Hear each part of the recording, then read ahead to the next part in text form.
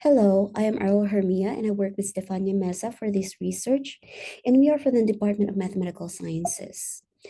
So, we begin our study by exploring the integration of computers and interactive digital technologies and how it revolutionized the teaching and learning of math. To support the quantitative literacy goal, there is a constant cycle of improving the design of educational tools and pedagogy that may help students develop their understanding of relevant issues using mathematics, which later informs whether we have achieved our goals or not.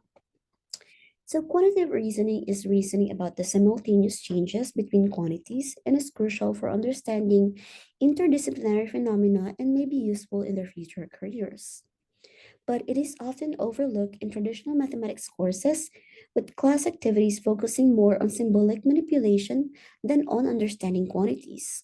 So, to promote this reasoning, students should be engaged in dynamic interactions with tables, graphs, and other interactive artifacts. In this study, we explore the extent in which the task and the technological tools involved may help students in quantitative reasoning.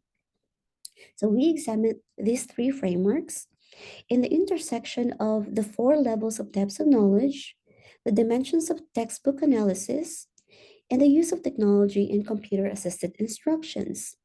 So, we utilize the three existing theoretical foundations to create our framework for analyzing mathematical tasks in our analysis.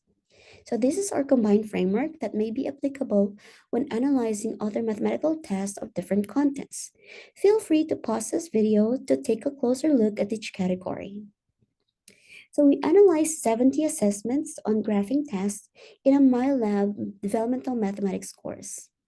So next we present our findings, and we found that most of the tasks focus on recall and reproduction of basic knowledge, illustrating level 1 depth of knowledge. And many of them are mathematical computations and operations classified as rote memorization of operations, and please note that only one of them are involving reasoning and argumentation. It is also evident that the tasks do not maximize the available technological tools for students to create tables and graphs while making sense of the relationships between quantities.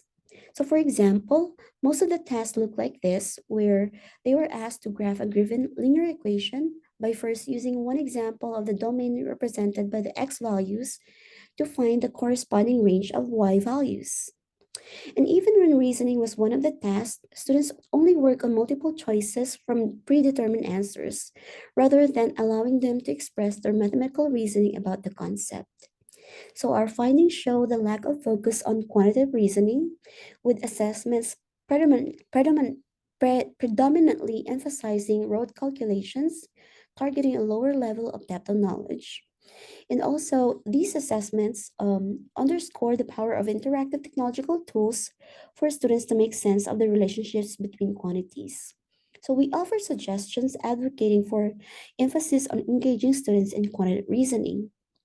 Future studies are needed to examine the pedagogical input of instructors and, at the same time, the students' construction of quantitative reasoning when provided with opportunities. Among other directions of this research are listed. These are some of our references, and should you have any questions, please email us. Thank you.